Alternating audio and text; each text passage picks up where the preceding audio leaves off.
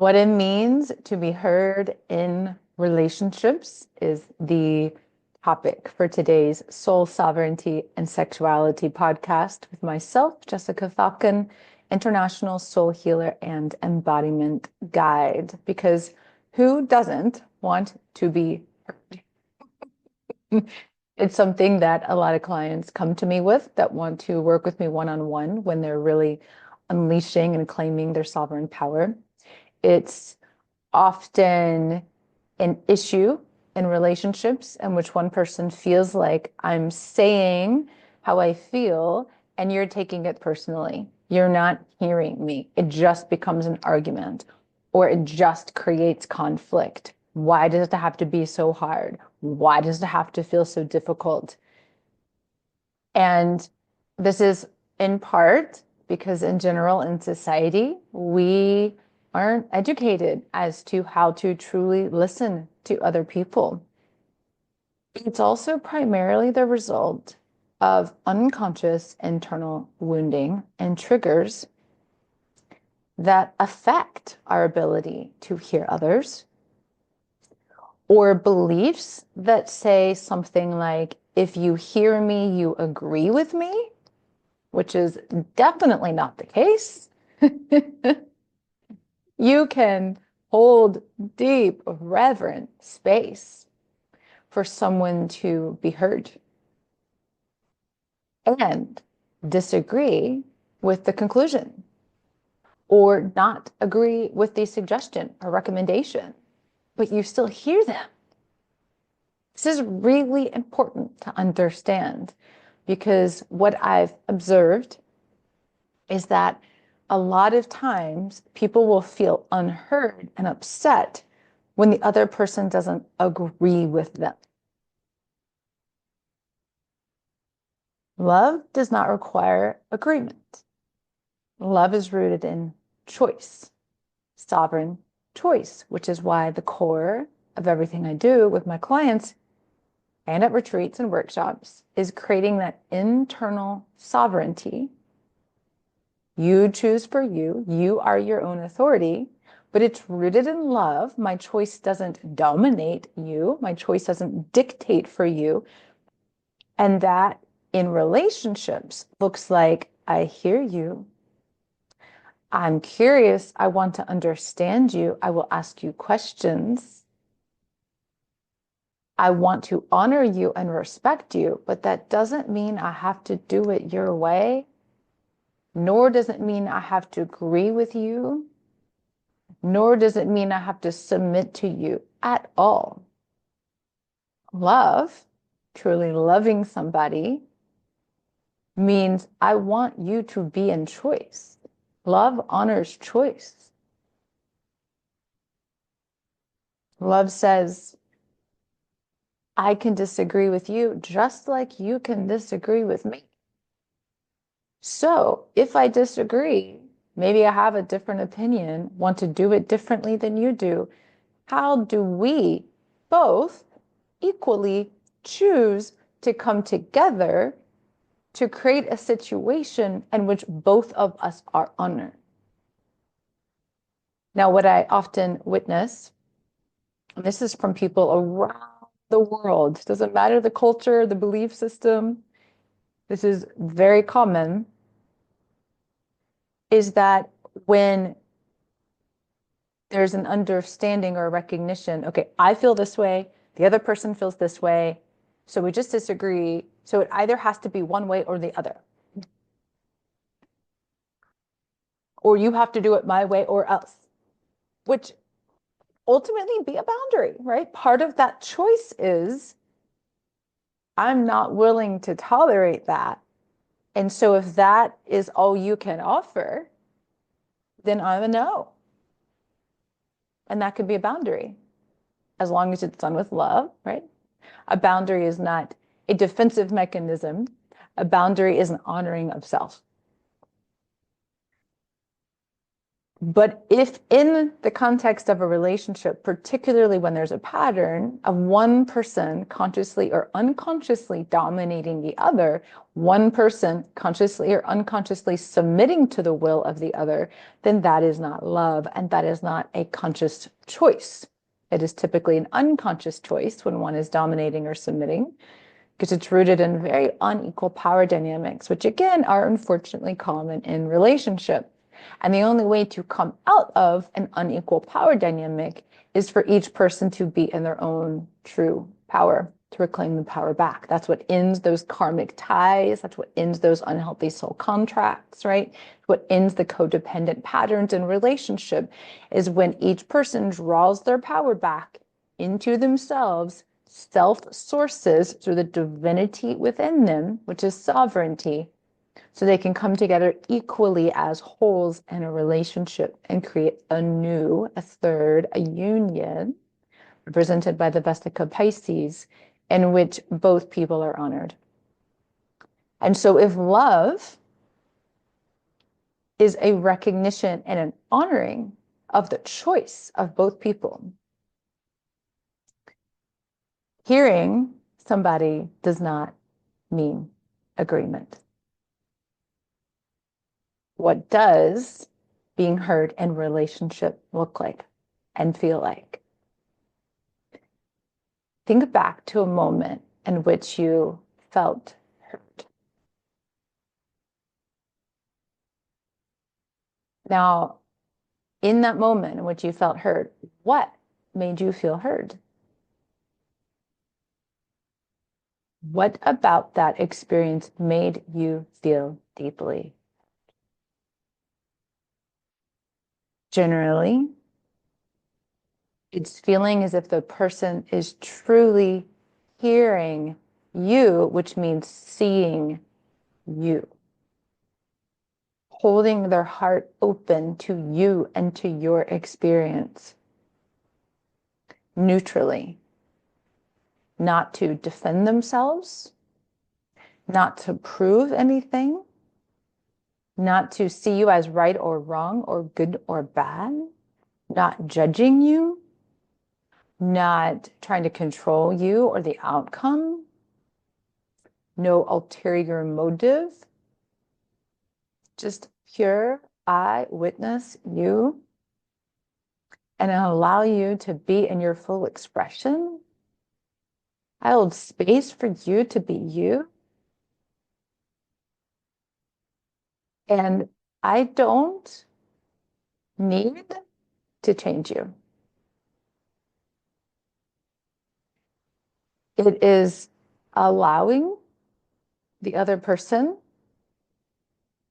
to fully express their insides through the voice so they can be heard by another.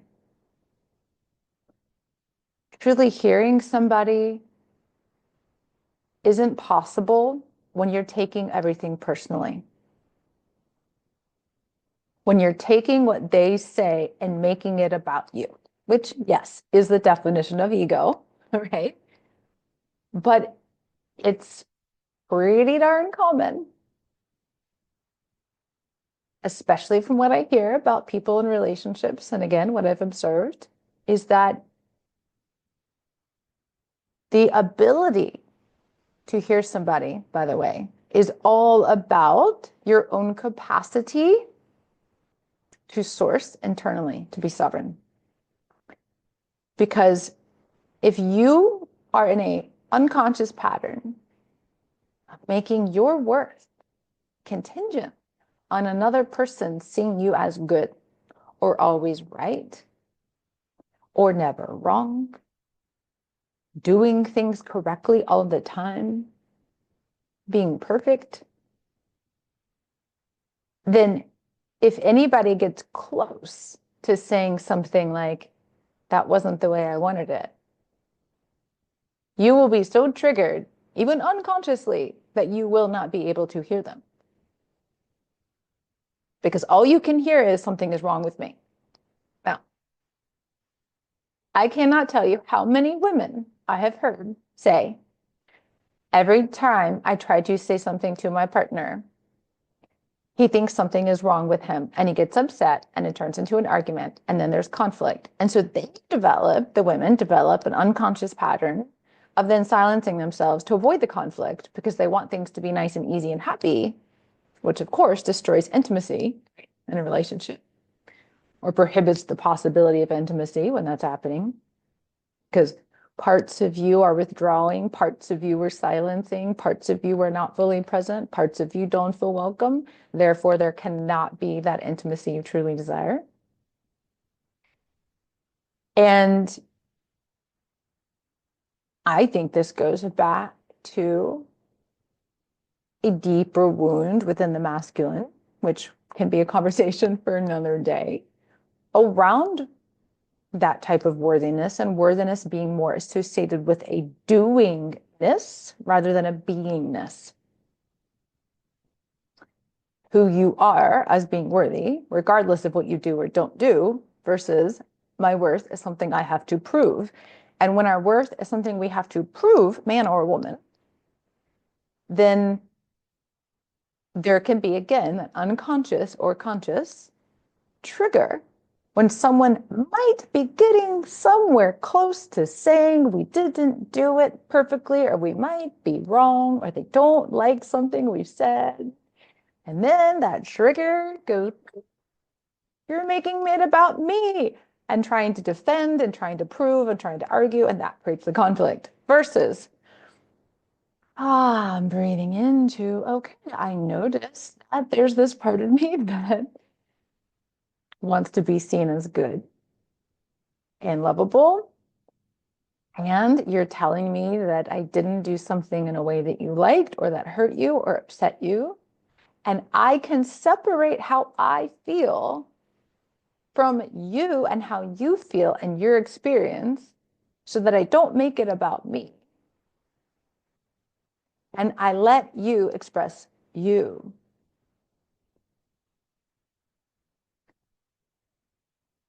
I don't make it about me. I let you be you. I let me be me. Period. Period. I let you have your own experience.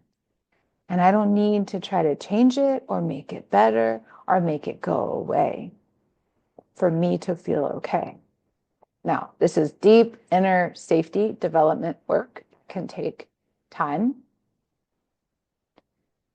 Because a part of you might even be thinking that I might not be doing it right and I might be wrong, right? That's why that internally sourcing safety, sovereignty is so key. It enables you to love more. When you learn how to source love from within,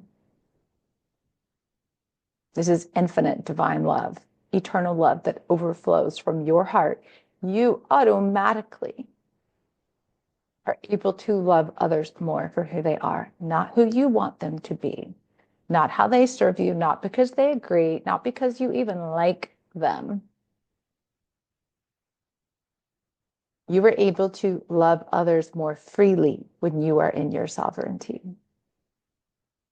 And it shows up in these seemingly small but massively huge ways in relationships, in which you are able to truly hear another person in relationship because you're not making it about you. You're letting them be free to have their own feelings and their own needs, their own desires, their own experience, and you're not taking it personally.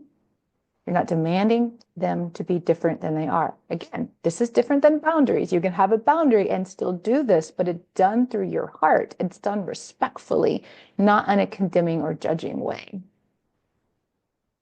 Because the boundary is also ultimately saying to the other person, I want us to meet in the middle. I want us to meet where we are both honored. And if I do this thing I don't want to do, then I'm not. And I don't think you want me to not honor me if you love me either. So in order for us both to be in alignment with ourselves, we're going to have a deeper conversation.